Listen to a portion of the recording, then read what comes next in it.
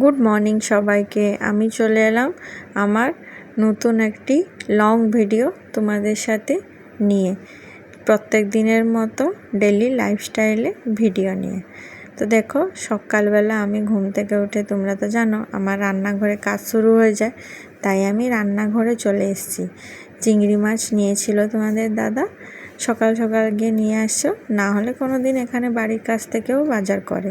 তো আমি সেই চিংড়ি মাছগুলো ধুয়ে ভালো করে পরিষ্কার করে এখন কড়াইতে তেল দিয়ে গরম করে নিয়েছি।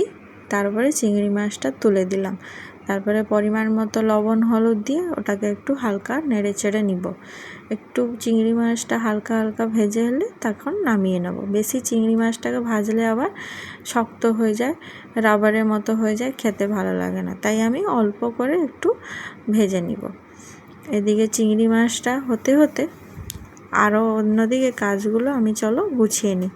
একদিকে কাজ করলে তো হবে না, সকালবেলা কম্পিউটারের মতো তাড়াতাড়ি সব কাজবাজ করতে হবে। তো ওদিকে চিংড়ি মাছটা হচ্ছে, আর আমি এদিকে দেখো কিছু আদা রসুন পেঁয়াজ সেগুলো সব ছাড়িয়ে নিচ্ছি, যাতে আমার ওদিকে চিংড়ি মাছটা হতে হতে আমার এদিকে মশলাটাও হয়ে যাবে, রেডি করে নিতে পারবো। সকালবেলা এইভাবেই আমি প্রত্যেক দিন সকালবেলা আমাকে কাজ করতে হয় খুব তাড়াহুড়োর মধ্যে, কোনো কাজটা আমি একদিকে করতে পারি না। এবারে আবার এদিকে মোবাইলেও ভিডিও রেকর্ডিং করতে হচ্ছে, আবার ঘরে আমার একটা ছোট বাচ্চা আছে, তাকেও ধ্যান দিতে হয়। সত্যি সব দিকটা সামলানো কষ্ট, কিন্তু মানুষ পারে না সেরকম কিছু হয় না, চেষ্টা করলে মানুষ সব হয়।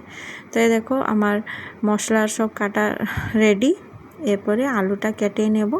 দেখতে পাচ্ছ তোমরা, আমার পাশে কিন্তু রেয়ান্স দাঁড়িয়ে আছে। ও কিন্তু আমি রান্নাঘরে যখনই থাকি ও কিন্তু আমার ধারে পাশেই থাকে, আর আমি বটিতে কাটলে একটু আমার তাড়াতাড়ি হয়, তাই আমি বটিতেই কাটি। কিন্তু আমার ভয়ও লাগে ও যদি বটির কাছে চলে আসে, তাই আমি ওকে আড়াল করে তখন কাটিয়ে দেবো। আলুগুলো এই সাইজ করে কেটে নিলাম, কারণ আজকে রান্না করব ইঁচড় দিয়ে চিংড়ি মাছ দিয়ে আলু তরকারি। তো এই দেখো এদিকে চিংড়ি মাছটা হয়ে এসছে, আমার ওদিকে কাটতে কাটতে এদিকে চিংড়ি মাছটা হয়ে এসছে। তো এবারে চিংড়ি মাছটাকে নামিয়ে নিব। চিংড়ি মাছটা নামিয়ে নিয়ে আর একটুখানি বাকি আছে, সেটা করে নিব।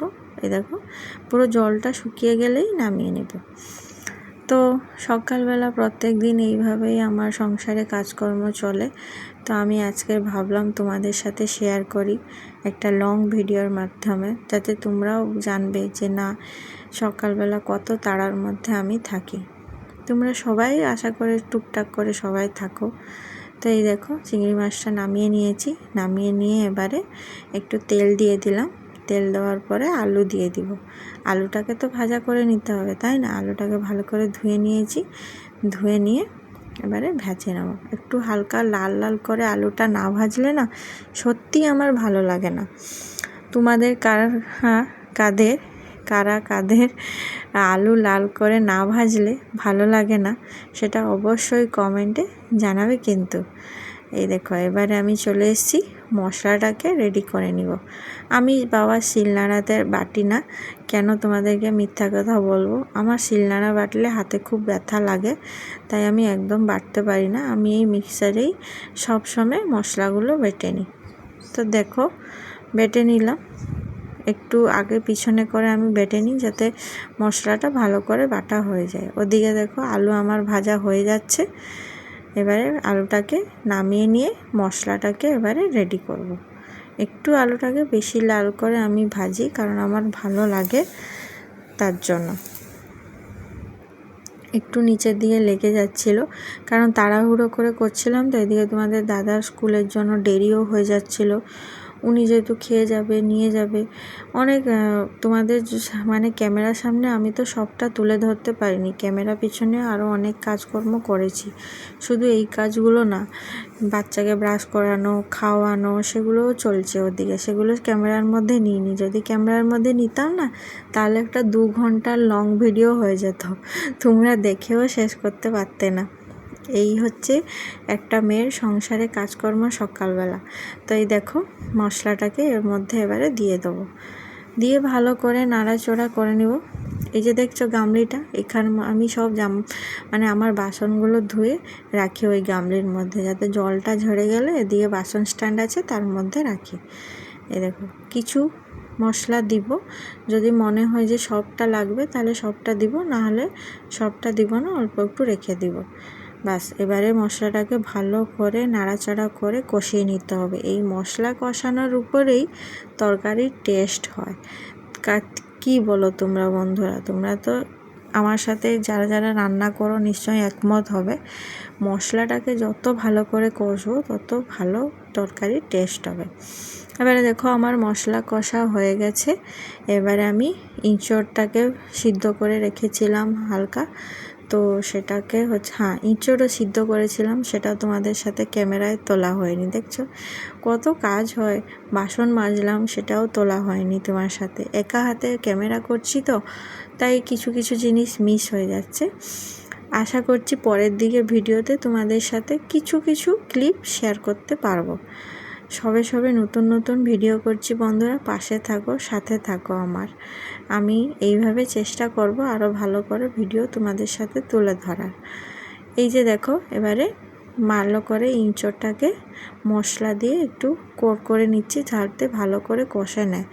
সকালবেলা আমার অবস্থাটা দেখেছো, কিছু খাওয়া হয়নি, মুখটা যেন ভার হয়ে আছে।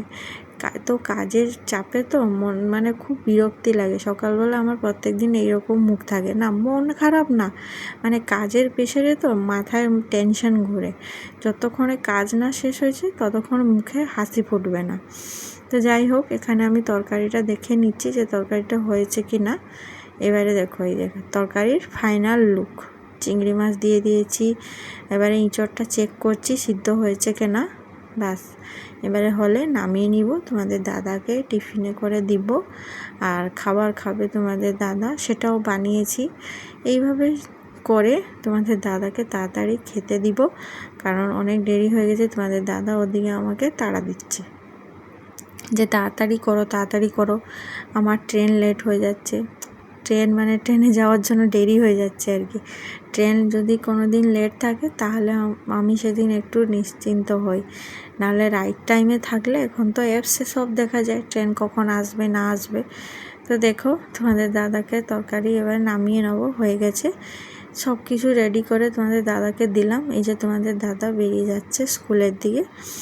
এরপরে আমার কাজ হচ্ছে রেয়ান্সকে খাওয়ানো, ওকে রেডি করানো, ওর স্কুল ব্যাগ রেডি করানো, আর ওকে রেডি করিয়ে স্কুলে পাঠানো। তারপরে আমার কাজ হচ্ছে তোমাদের সাথে কথা বলা, ফেসবুকে সময় দেওয়া, লাইভ করা।